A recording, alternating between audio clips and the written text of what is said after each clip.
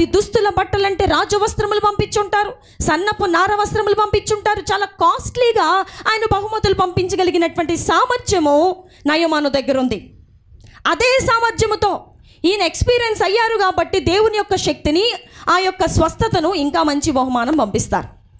నేను మీకు బహుమానం పంపిస్తాను, దాన్ని మీరు కాదనొద్దండి, తీసుకోండి అని చెప్పినప్పుడు ఎలీషా ఏం చేశారో తెలుసా అండి? నిజంగా అలాంటి దైవజనులు ఆ రోజుల్లో ఉన్నారు కాబట్టి దేవుని ఆత్మ అంత బలంగా పనిచేశారండి. ఏమాత్రమో మాటం లేకుండా, ఏమాత్రము సంకోచించకుండా, ఆలోచించకుండా, నువ్వు పంపించే బహుమానం నాకు అవసరం లేదు. అదేంటండి, నేను పంపించే బహుమానం ఏదో అందరూ వచ్చి 10 రూపాయలు 20 రూపాయలు కానుకలు పెట్టినట్టు ఏమి ఉండదు. నేను పంపించే బహుమానం అసలు ఇప్పటి వరకు మీకు ఏ విశ్వాసం ఇచ్చుండ్రు. నేను పంపించే బహుమానం అసలు మీరు ఈ ఇల్లు పడగొట్టిపోయి ఇంత బంగ్లా కట్టొచ్చు, అంత డబ్బులు పంపిస్తా నేను. మీరు రకరకాల గ్రామాల్లో సువార్తలు చేయొచ్చు, రకరకాల మందిరాలు కట్టించవచ్చు, అనేక మందిరములలో మీరు అనేక రకాల ఆ దేవుని సేవకు సమర్పించుకునే ఆ వస్తువులు కొనొచ్చు. నేను పంపించే బహుమానం అంత విలువైనదిగా ఉంటుందండి.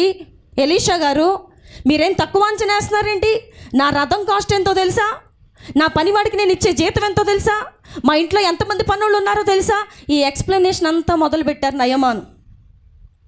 ఎలీషా అంటున్నారు, యెహోవా జీవము తోడు, నీ జీవము తోడు, నేను దాన్ని ఎంత మాత్రం నేను ముట్టుకోను, నాకు అవసరం లేదు. ఇక్కడ మనం తెలుసుకోవాల్సిన మాట, దేవుడు మనతో ఈ మధ్యాహ్న కాల సమయంలో మాట్లాడాలనుకున్న ఒకే ఒక్క మాట. ఇప్పటి వరకు చెప్పిందంతా ఒక స్టోరీ. ఎలీషా దగ్గర ఉన్నటువంటి దైవజనుడైన ఎలీషా దగ్గర ఉన్నటువంటి గెహాజీకి ఉన్నది ఏంటంటే ఆశ. ఈయన వద్దనటం, బహుమానం నాకు అవసరం లేదు, నువ్వు పట్టుకెళ్ళిపో, నాకు నువ్వేమి ఇచ్చిన అవసరం లేదు, నాకు సింగిల్ నయా పైసా అవసరం లేదు, నాకు దేవుడు ఉచితంగా ఇచ్చారు, నేను ఉచితంగా ఇస్తానన్న కట్టుబాటు మీద, ఆ స్టాండ్ మీద నిలబడినటువంటి ఎలీషా చెప్పిన మాటలు పక్కనే ఉన్నటువంటి గెహాజీ బాగా విన్నారు. విని వాళ్ళు నెమ్మదిగా వెళ్ళనిచ్చారు. మనసులో ఒక అలజడి ప్రారంభమైంది, ఒక ఆలోచన ప్రారంభమైంది. ఇంత బ్రతిమలన్న తీసుకోలేదు, నిజంగా ఇతనేం దైవజనుడు అని అనుకున్నారేమో మరి. వెంటనే నయమాను తన రథం తీసుకుని, తన పనివాడిని తీసుకుని ఆనందంతో తిరిగి వెళ్ళిపోతున్నారు. ఈయన నెమ్మదిగా వాడిని సాగనంపడానికి గెహాజీ బయటకు వచ్చి వాడిని సాగనంపి మెట్ల దగ్గర నుంచున్నాడు. ఎలీషా లోపల ప్రార్థన చేసుకుంటున్నారు, ఆయన దైవ ధ్యానంలో ఉన్నారు, దైవికమైనటువంటి మనసుతో ఆయన ఉన్నారు లోపల. ఆయనకు ఆశ లేదు. ఒకవేళ పంపించినందుకు ఆయన ఏమీ బాధపడలేదు, పశ్చాత్తాపడలేదు. ఈ మెట్ల దగ్గర ఉన్నటువంటి ఈ గెహాజీకి ఆలోచన ప్రారంభమైంది, ఆశ ప్రారంభమైంది. ఏమని? ఏంటి అసలు ఆయన రథంలో ఎంత బంగారం ఉందో తెలుసా? నా చేతులకు కానీ, నేను ఎప్పుడు మా అమ్మ మెడలో కానీ అసలు కొంచెం బంగారం అయినా లేదు. ఇప్పుడు ఆ బంగారం అంతా నేను తెచ్చుకుని లోపల పెట్టుకుంటే నేను చక్కగా మా ఎలీషాయి గారిని కారులో తిప్పచ్చు. మేమిద్దరం ఇప్పుడు దాకా నడిచి వెళ్తున్నాం, ఆ వాగులు గుండా ఈ వంకల గుండా వెళ్తున్నాం. మేమిద్దరం ఇప్పటి నుంచి మంచి కారులో వెళ్తాం. మా ఇంట్లో అసలు సరిగ్గా వండుకోవడానికి ఆహారమే లేదు, ఈయన ఎప్పుడు చూసినా విశ్వాసం అంటారు. ఆ రోజు ప్రార్థన చేస్తే ఎవరో ఒకరు తీసుకొచ్చి భోజనం పెట్టడం, అదే మా సేవా జీవితం. ఆ బంగారం అంతా తెచ్చుకుంటే దాన్ని అమ్మకాన్ని పెట్టుకుంటే బోల్డ్ అంత డబ్బులు. ఆలోచించక్కర్లేదు, ఏది కావాలంటే అది వండుకోవచ్చు, ఇక కష్టపడక్కర్లేదన్న ఆలోచన, ఆశ గెహాజీకి వచ్చిందండి. ఆ ఆశే ఉండొద్దని దేవుడు చెప్తున్నారు. 10 ఆజ్ఞల్లో ఉన్న ఒక ఆజ్ఞ ఏంటో తెలుసా? నీ పొరుగు వాని దగ్గు దేనిని నువ్వేం చేయొద్దు, ఆశించొద్దు.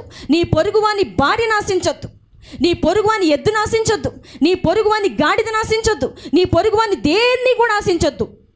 దేన్ని అంటే అందులోకి అన్నీ వస్తాయి. ఆశ. గెహాజీకి ఆశ వచ్చింది. నేను ఇప్పుడు వెళ్ళి ఎలా నయమాన్ని ఎదుర్కోవాలి? వెళ్ళిపోతున్నాడు, అదిగో రథం చివరి దాకా వెళ్ళిపోతుంది. ఇప్పుడు ఎలా పరిగెత్తాలి?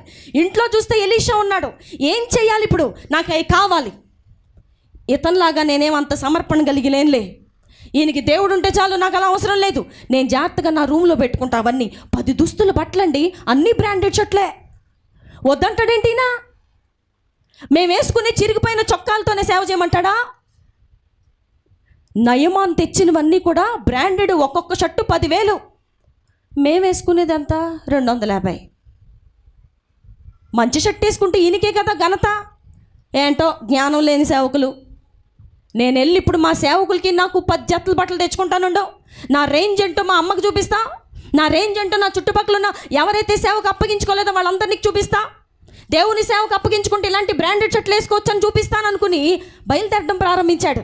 ఎలా వెళుతున్నాడో చప్పిడి కాకుండా, చెప్పకుండా ఎలాంటి డౌట్ రాకుండా చెప్పులు వేసుకుని నెమ్మదిగా రథం వెనకాల పరిగెత్తడం ప్రారంభిస్తే ఆ చెప్పులు విని, ఆ చెప్పుల సౌండ్ విని, ఆ పరుగును వస్తున్నటువంటి మనిషి చప్పుడు విని నయమాను రథంలో నుండి వెనక్కి తిరిగి చూసినప్పుడు గెహాజీ వచ్చుట ఆయన చూశారు.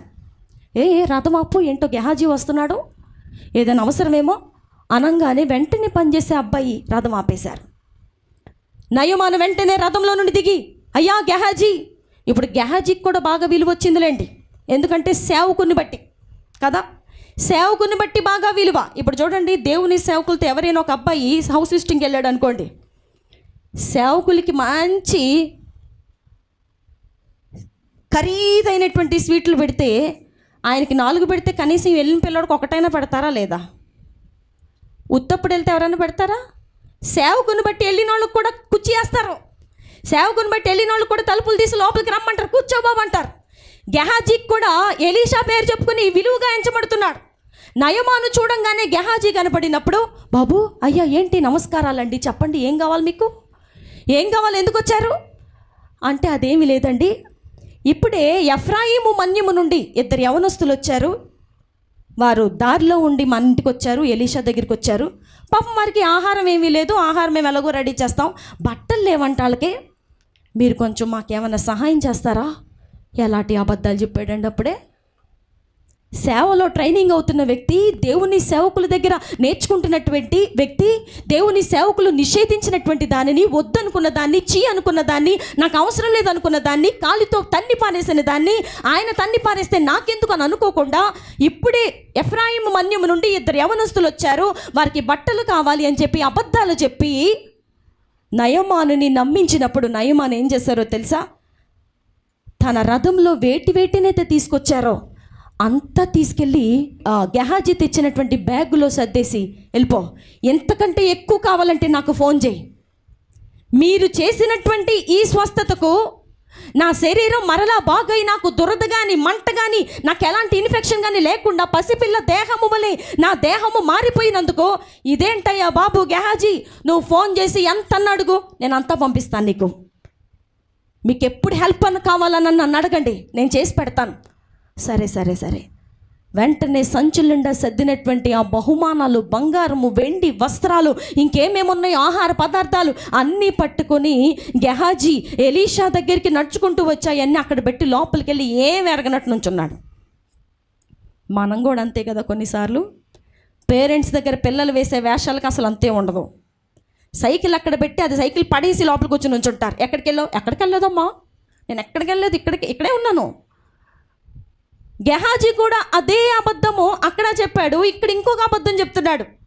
ఎలీషాకు అంతా దేవుడు గ్రహింపు చేస్తున్నారు, ఎందుకంటే ఆయన దేవుని ఆత్మ కలిగిన వారు కనుక. ఏలియా మధ్య పనిచేసినటువంటి 2 పాళ్ళు ఆత్మ అంటే ఏమి జరుగుతుందో దాన్ని గ్రహించగలిగినటువంటి శక్తిని ఎలీషా పొందుకుని ఉన్నారు కాబట్టి ఆయనకు అంతా ముందే తెలుసు. ఈయన చెప్పులు వేసుకోవడం, నయమానుతో మాట్లాడడం, రథం వెనకాల పరిగెట్టడం, నయమాను వెనక్కి తిరిగి ఏంటని అనడం, మొత్తం అంతా సర్ది ఇవ్వటం, ఇదంతా ఎలీషా అక్కడున్నారు కానీ ఎలీషా ఆత్మ మాత్రం వీళ్ళ వెంటాడుతూనే ఉంది. అంతా చూశారు, ఆయన ఆత్మలో దేవుడు మొత్తం చూపిస్తున్నారు ఆయనకి. లోపలికి వచ్చి ఏం ఎరగనట్టు నిలబడిన గెహాజీని పిలిచి, గెహాజీ ఇట్రా, ఎక్కడికి వెళ్ళావు గెహాజీ? నీ దాసుడనైన నేను ఎక్కడికి పోలేదు. ఏం చెప్తున్నారు? నీ దాసుడనైన నేను ఎక్కడికి పోలేదండి, ఇక్కడే ఉన్నానండి, మీరు చూడలేదేమో, పక్కన రూమ్లో ఉన్నాను, మెట్ల దగ్గర ఉన్నాను, ఈ పక్కన రూమ్లోనే మంచినీళ్ళు తాగడానికి వెళ్ళాను, ఇక్కడే ఉన్నాను, నేను ఎక్కడికి వెళ్ళలేదు. నీళ్ల దగ్గరుంటూ దాహము కలిగిన వ్యక్తి అంటే గెహాజీయే. పక్కనే నీళ్ళున్నాయి, నాకు ఇంకా దాహం వేస్తుందంటే దాని అర్థం ఏంటి? చేతి అందుకుని ముంచుకునే అంత దగ్గరగా నీళ్లున్నప్పుడు ఇంకా దాహం అంటే దాని అర్థం ఏమిటండి? ఓ పక్కన దైవజనుడు దేవుని కొరకు నిలబడి లోక సంబంధమైనటువంటి వస్త్రాలు, లోక సంబంధమైనటువంటి ఆ ఈవులు కాలుతో తన్నినంత మాట చెప్పారే, మొహమాట పడలేదే, నీది నాకు అవసరం లేదు, యెహోవా జీవముతోడు ఆయన మీద నేను ప్రమాణం చేస్తున్నాను, నాకు ఒక్క చిల్లి గవ్వ కూడా అవసరం లేదని తిరస్కరించారే, తృణీకరించారే. ఆ మనసును చూసి గెహాజీ నువ్వేం నేర్చుకోవాలి? అంత పెద్ద వయసులో ఉన్నటువంటి ఎలీషాయే తృణీకరించినప్పుడు నేనెంతటి వాడిని తృణీకరించడానికి? నాకు అందులో ఒక్క భాగమైన నాకు అవసరం లేదని నువ్వు సులిగా దాన్ని తృణీకరిస్తే నీ జీవితము, నీ యొక్క పేరు, నీ సేవా జీవితము, నీ ఫలభరితమైనటువంటి నీ సంఘము అది మరొక రకంగా ఉండేదేమో. నీ చాప్టర్ క్లోజ్ అవ్వడానికి సైతాను నిన్ను వాడుకుంటున్నాడు. దేవుని పిల్లలారా, ఎదుటి వారిదైనా దేనిని కూడా నువ్వు ఆశించకూడదు. దానికంటే ముందుగా ఆశ కలిగి ఉండకూడదు. కొంతమందికి ఎంత ఆశ అంటే, మీది ఎంతంది జీతం, నీకెందుకంత తెలుసుకోవాలని ఆశ? వాళ్ళ జీతం ఎంతైతే నీకెందుకు? మీకు ఏమాత్రం ఉంటాయండి ప్రాపర్టీసు? ఓ 2 బిల్డింగ్లు ఉంటాయా? ఎందుకంత ఆశ?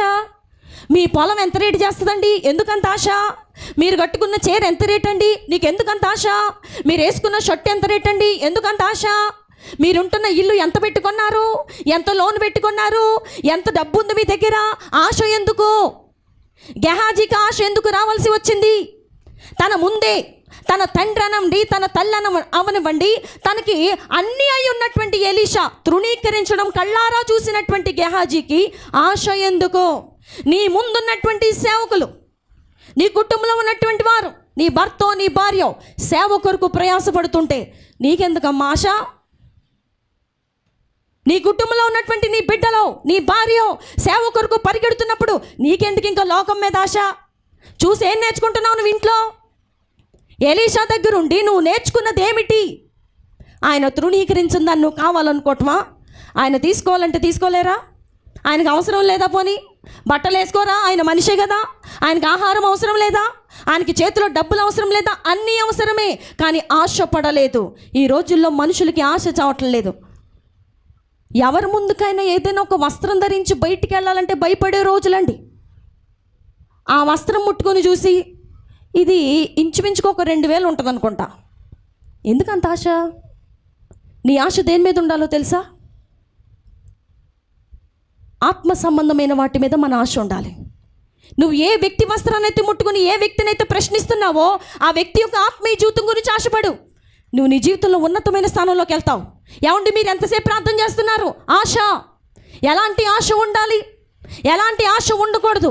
ఎలీషా దైవ సంబంధమైనటువంటి వ్యక్తిగా, లోక సంబంధమైన వ్యక్తిగానేమో గెహాజీ మనకు కనబడుతున్నారు. అంటే గెహాజీ శరీర సంబంధి, ఎలీషా ఆత్మ సంబంధి. శరీర సంబంధులు శరీర విషయముల మీదే మనసు ఉంచుతారు, ఆత్మ సంబంధులు ఆత్మ విషయముల మీద మనసు ఉంచుతారు. మా మందిరంలో ఎవరేం చీరలు కట్టుకొచ్చారు? ఈ రోజుల్లో మనుషులకున్న ఆశ ఏంటో తెలుసా? భక్తి చేయాలని ఆశ 0% పడిపోయింది. ప్రతి ఒక్కరి జీవితంలో 0%కి వచ్చేస్తుంది. అది వారికి తెలియటం లేదు. నేను ఎలాగూ మందిరంలో అందరి ముందు నేను పై వ్యక్తిగా ఉండాలి. నేను మందిరంలో అందరి ముందు ఎలాంటి మంచి వస్త్రములు ధరిస్తే నేను హై క్లాస్గా కనపడతాను. నేను ఏ వస్త్రాలు ధరించుకుంటే, ఏ బంగారు నగలు ధరించుకుంటే నన్ను అందరూ చూసి గౌరవిస్తారు, నన్ను అబ్బా సూపర్ అంటారు. ఆశ. ఏం ఆశ? నా చేతిలో డబ్బా ఫోన్ ఉంటే నన్ను ఎవరు విలువ ఇవ్వరండి. నా చేతిలో ఐఫోన్ ఉండాలి. అది ఎంత కాస్ట్ అయినా, తల్లిదండ్రులు పీడిచ్చానా, నేనేం చేసానా, తలకిందులుగా తపస్సు చేసానా, అర్జెంటుగా నేనేం చదువు ఊడినా, నేను ఏ పని చేసుకున్నా నా చేతిలో అర్జెంటుగా ఐఫోన్ కావాలి. ఎందుకు? అందరు నన్ను చూస్తారు. ఆశ. దేని మీద అయ్యా నీ ఆశ? ఈ రోజున డబ్బు సంపాదించాలని ఆశ. మాకు అసలు డబ్బు అంటే ఇష్టం ఉండదని చెప్తారు, కానీ డబ్బు కోసమే ప్రయాసపడతారు. మాకు అసలు డబ్బు అంటే నేను చాలా చిరాకు పడతానండి, నాకు అసలు డబ్బు మీద ఉండదండి. మా అమ్మాయికి కూడా నేను అసలు డబ్బు చూడట్లేదండి. డబ్బు మీదే ఆశపడి పెళ్లి చేస్తున్నావు నువ్వు. పైకి ఏం చెప్తున్నావు? డబ్బు మీద ఆశ లేదని చెప్తున్నావు. అది పెదవుల వరకే. గెహాజీని ఒకవేళ ఇంటర్వ్యూ చేస్తే ఏం చెప్తాడంటే, ఎలీషాలాగే నేను కూడా ఏమీ ఆశపడినండి, ఆయన ఎంతంటే నేను అంతే, కానీ నయమాన్ దగ్గర అన్నీ ఆశపడి తెచ్చుకున్నాను అంతే. డబ్బు మీద నాకు అసలు ఆశే లేదండి. ఇటు వింటున్నారా అందరూ జాగ్రత్తగా? డబ్బుపై వ్యామోహం వదులుకోవాలని దేవుడు మనతో మాట్లాడుతున్నారు. ఈ మధ్యాహ్న కాల సమయంలో పై నోటి మాటల ద్వారా అందరూ చెప్తారండి, ఏమని? మీకు అసలు డబ్బు పెద్ద, నాకు అసలు అది అస్సలు ఉండదు. కానీ నీ హృదయం ఓపెన్ చేసి దేవుని ముందు పెట్టి దేవుని ఆన్సర్ చెప్పమను. దేవుడు నీ హృదయాన్ని చూసి ఏం ఆన్సర్ చెప్తానో ఒకసారి వినిపించి అందరికీ. నువ్వు చెప్పడం కాదు. గెహాజీని అడిగితే గెహాజీ కూడా చెప్తాడు, ఏంటి నేను సేవకు అప్పగించుకున్నా, అసలు నీకు నాకు సరిపడతావు, నేను అన్నీ వదిలిపెట్టొచ్చా, నాకు దేని మీద ఆశ ఉండదు. ఆహా, మరి దేవుని మీద దేని మీద ఆశ లేనప్పుడు నయమాన్ రథం వెనకాల ఎందుకు పరిగెడుతున్నావు బాబు నువ్వు? అంటే పైకోటి చెప్పి లోపల జీవిస్తామా మనము? సంఘంలో ఉన్నటువంటి విశ్వాసులందరికీ ఆశ దేని మీద ఉందండి ఈ రోజున? సేవకులు పైకి రాకూడదు. సేవకులు ఏం చేయకూడదు? పైకి రావడం. ఏంటి ఆయన పైకి రావడం ఏంటి? ఆయన పైకి రావటం ఏంటి? వాళ్ళ పిల్లలు అంత మంచి బట్టలు వేసుకోవడం ఏంటి? ఆయన పిల్లలు అంత మంచి బట్టలు వేసుకోవడం ఏంటి? అసలు వాళ్ళకి అంత పరిస్థితి దేనికి? తగ్గించుకొని సేవ చేయమని దేవుడు చెప్తుంటే దేని మీద నీ ఆశ? ఒక విశ్వాసగా సంఘంలో నువ్వు ఎంతవరకు బలపడుతున్నావు? సేవకులు ఎంత ప్రార్థన చేస్తున్నారో ఆ ఆశ ఉందా? సేవకులు ఎంత మారు మనసు పొంది దేవుని కొరకు ఎన్ని సమర్పించుకుని బ్రతుకుతున్నారో ఆశ ఉందా? వారు ఎన్ని కలిగి ఉన్నా ఏమీ లేనట్టు ఎలా బ్రతుకుతున్నారో దాని మీద ఆశ పెట్టావు ఎప్పుడైనా? వారు ఎప్పటికైనా దేవుని దగ్గరికి వెళ్ళాలని ఆశతో దేవుని కొరకు ఏదైనా రిజైన్ చేసి రాసి ఇచ్చేసే అలాంటి త్యాగపూరితమైన మనసు వారిలో ఉంది. నీకుందా?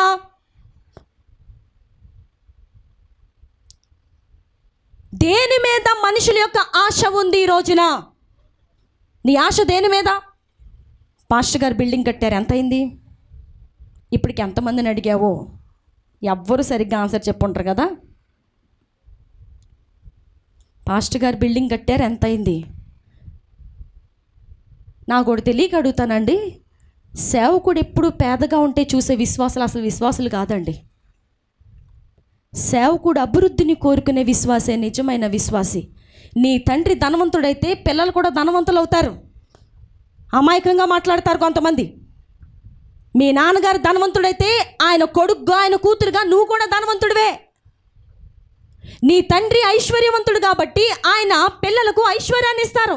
మధ్యలో నువ్వెవరు వచ్చి ఇదెందుకు అదెందుకు అంటాకే?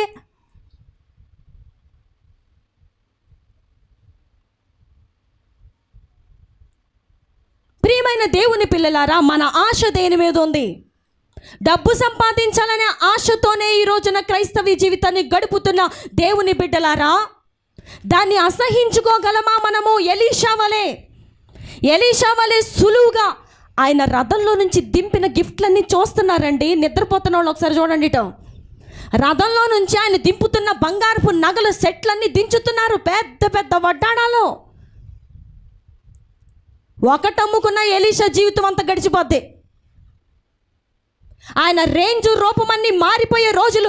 నిజంగా దేవా మీకు స్తోత్రాలు, ఇలాంటి ఒక విశ్వాసం నాకు ఇచ్చినందుకు, ఇలాంటి అభివృద్ధి కలిగిన ఇలాంటి విశ్వాసం నాకు ఇచ్చి నా స్థితిని మార్చిన దేవా మీకు స్తుతులు అని చెప్పలేదు. నువ్వు తీసుకొచ్చి నాకు అవసరం లేదు. ఈ రోజున తిండి కాశపడి ఎంతమంది ఆదివారపు ఆరాధన మానేశారో తెలుసా? తిండి కాశపడి అక్కడెక్కడో భోజనాలు పెడుతున్నారంట, మేము ఇంక రాము, ఇవాళ మాకు ఇంట్లో వంట చేసుకునే పని లేదు, మేము దూరం వెళ్ళాలి ఫంక్షన్కి, ఇక్కడుంటే 1 గంట అయిపోద్ది, ముందెళ్ళిపోతే భోజనాలు ఉంటాయి, ముందెళితే 1 గంటకి భోజనం చెయ్యొచ్చు. ఆశ, తినేయాలని ఆశ. ఎలీషా సులువుగా తృణీకరించినట్టుగా దేవుని కొరకు నీవు నేను ఏమి తృణీకరించాం? ధనమును తృణీకరించామా? ఇంకా బల్లారాధన పాల్గొంటూ బల్లారాధనలో చేయి పెడుతూ కూడా వడ్డీ వ్యాపారాలు చేసేవారు సంఘంలో ఉన్నారు. బల్లారాధనలో పాల్గొంటూ ప్రభువారి యొక్క శరీరమును తీసుకుంటూ ఆయన రక్తమును త్రాగుతూ అదేదో ఒక జోక్గా అనుకుంటున్నారేమో వారు. ఎలీషా తృణీకరించినట్టుగా వారు వడ్డీ వ్యాపారాన్ని నేటికి తృణీకరించలేదండి. వారి జీవితాల్లో ఆల్రెడీ సొమ్మంతా పోయింది, ఇక ముందు కూడా రెక్కలు ధరించి పోతుంది. ఎందుకో తెలుసా? నా దేవునికి అసహ్యం అదంటే. ఆ వడ్డీ వ్యాపారం నా దేవునికి ఇష్టం ఉండదు. నా దేవునికి ఇష్టం లేనిది ఆ మనుషుల దగ్గర దేవుడు ఉండనివ్వరు. మీరు ఎంతనా చేయండి, ఎంత ప్రయాసన పడండి, రేయింబాళ్ళు నిద్రపోకుండా కష్టపడండి, నా దేవునికి ఇష్టం లేనిది ఏది కూడా నీ దగ్గర దేవుడు ఉండనివ్వరు.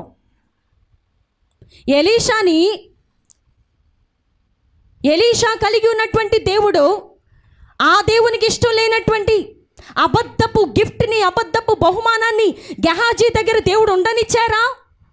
గెహాజీ తెచ్చుకున్నాడు నిజమే, నయమాన్ రథం వెనకాల పరిగెత్తి తెచ్చేసుకున్నాడు అంతా. ఎలీషాకి ఏమీ తెలియదు అనుకున్నాడు. నువ్వు ఎక్కడికి వెళ్ళావంటే నేను ఎక్కడికి వెళ్ళలేదని అబద్ధం చెప్పాడు. అప్పుడు ఎలీషా అంటారు, అబ్బాయి ఎంత సులువుగా అబద్ధం చెప్తున్నావు నువ్వు నయమాను రథం వెనకాల పరిగెడుతున్నప్పుడు నా ఆత్మ నీతో కూడా రాలేదా? నా ఆత్మ నిన్ను గద్దించలేదా? నీకు నువ్వుగా పరిగెడుతున్నప్పుడు నేను నీ పక్కనే ఉండి నిన్ను గద్దించాను, నువ్వు వినలేదు కదా? నాకు తెలియదు అంటావేంటి? నా ఆత్మ నీ వెనకాలే వచ్చి నువ్వేం చేసిందో అంతా చూసింది.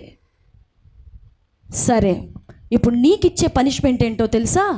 గెహాజీ, నువ్వెంత నమ్మకస్తుడిగా నా దగ్గర ఉన్నావు కాబట్టి, ఎంత నమ్మకంగా పరిచర్య చేస్తున్నావు కాబట్టి అందరి ఇటువైపు చూడాలి.